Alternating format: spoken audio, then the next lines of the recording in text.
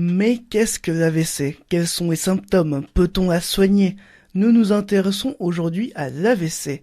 Pour en parler, nous sommes avec Elisabeth Deponge. Elle est secrétaire de l'association France AVC 21. Pour commencer, est-ce que vous pouvez nous dire exactement ce qu'est l'AVC? L'accident vasculaire cérébral, comme on le dit, c'est un accident, c'est-à-dire quelque chose qui arrive de façon brutale, qui touche le cerveau et dont la cause est les vaisseaux. Il y a deux types d'accidents. Soit un vaisseau, une artère du cerveau qui est bouchée, donc il n'y aura pas d'oxygénation de la partie du cerveau qui était en rapport avec cette artère, soit un saignement, l'artère va éclater et il y aura du sang qui va se répartir dans le cerveau, donnant un manque d'oxygène plus une compression du cerveau. Donc les deux causes sont reliées au vaisseau et il faut connaître les signes de début pour agir rapidement. Les symptômes d'un probable AVC, qu'est-ce que c'est? Les gens nous disent toujours ça fait mal. Ils pensent à l'infarctus. Non, l'AVC, la plupart du temps, ce sont des signes qui sont brutaux et inattendus, qui n'ont pas de raison d'être. On en retient 5. Le premier, c'est un problème visuel. Un œil qui ne va plus voir ou parfois les deux yeux qui ne voient plus. Et ça, c'est un signe qui fait peur et il faut tout de suite faire le 15. Un autre signe, c'est une faiblesse soit d'un membre, soit des deux membres d'un côté. Un début d'hémiplégie. À ce moment-là, c'est pareil. On fait le 15. Ça peut être un problème de parole, d'expression, soit une aphasie, soit quelqu'un qui va jargonner, c'est-à-dire qui va dire des mots, mais vous ne comprenez plus ce qu'il dit. Et c'est brutal. Là aussi, c'est important. On peut avoir des problèmes d'équilibre et dans certains cas, ce qui n'est pas le plus fréquent, on va avoir une céphalée, c'est-à-dire des douleurs au niveau de la tête, des cervicales. C'est pas le plus fréquent. Ce qu'elles ont comme différence parce qu'il y a beaucoup de gens qui ont mal à la tête, c'est qu'elles sont plus marquées souvent et elles augmentent. Donc c'est pareil, on fait le 15. Donc on insiste sur ces signes de début parce qu'il faut agir rapidement, donc il faut connaître ces signes.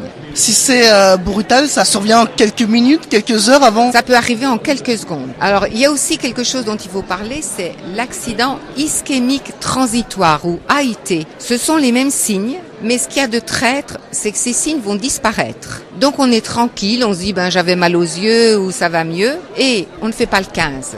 Or, en fait, c'est un signe qui annonce un AVC qui va survenir. Donc, il faut faire le 15 de la même façon et il faut se faire voir immédiatement, rapidement par un neurologue.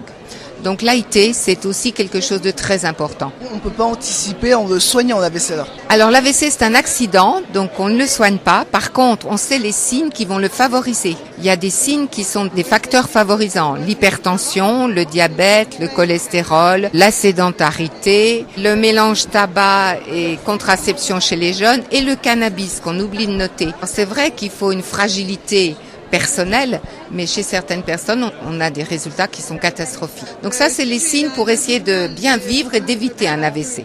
Du coup, les personnes qui sont victimes d'un AVC sont des personnes âgées? Alors non. Autrefois, c'était l'attaque cérébrale et ça arrivait, comme on dit, chez les grands-mères et les grands-pères. Pour le moment, on a une majorité de personnes, effectivement, qui sont âgées. Mais on note que actuellement, il y a 20% de personnes qui font un AVC avant 50 ans. C'est jeune. Et on voit des AVC in utero, dans le ventre de la mère, chez des tout petits. Et il y a même une association des AVC de l'enfant. Donc l'AVC, il faut pas se dire que c'est que pour les personnes âgées.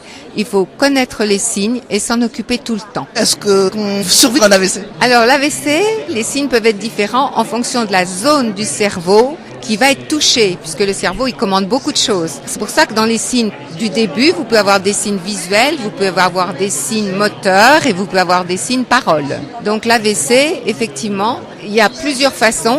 Il est très important dans certains cas. Dans d'autres cas, il est moins net. Ce qu'il y a de sûr, c'est qu'il faut aller très vite. C'est une urgence. Si on agit vite, on aura beaucoup moins de séquelles. Les gens auront plus de facilité à récupérer. Mais il faut savoir que même un AVC qui paraît anodin, entre guillemets, laisse des séquelles. Une fatigue, une lassitude, parfois un changement de caractère. On a des gens qui disent « je suis devenue méchante depuis l'AVC ».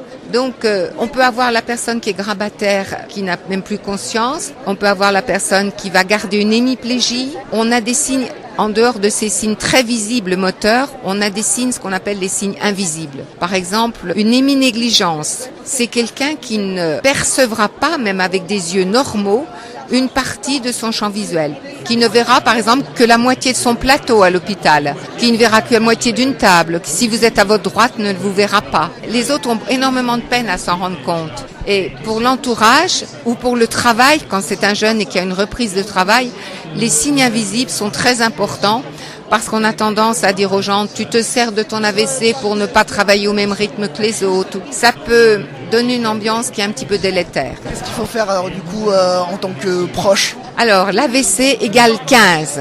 Dès que vous voyez quelqu'un qui a un signe brutal, quel qu'il soit, vous faites le 15.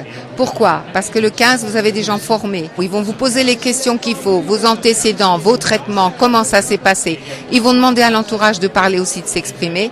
Et ils vont savoir si c'est urgent, pas urgent, si vous envoie une ambulance, si vous allez voir votre médecin. L'AVC, c'est forcément le 15. En sachant que on a de la chance en Bourgogne et Franche-Comté d'avoir la télémédecine qui est installée. C'est-à-dire que les gens pourront recevoir des soins rapidement, soit à Dijon, soit dans 15 centres qui sont reliés par télémédecine à Dijon et où donc on gagnera la durée du transport. Par exemple, Nevers, Semur et tout ça. Donc on a de la chance, on a une région qui est favorisée, mais pour pouvoir agir vite, il faut que les gens connaissent les signes de début. Et donc c'est le rôle de l'association de faire de l'information, de la sensibilisation grand public. On essaie de toucher aussi bien des collégiens que des gens plus âgés pour que quand un AVC survient, les gens immédiatement sachent quoi faire et que donc la personne ait le maximum de chances d'avoir une meilleure récupération. Merci Elisabeth Deponge. On rappelle que vous êtes secrétaire de l'association France AVC 21.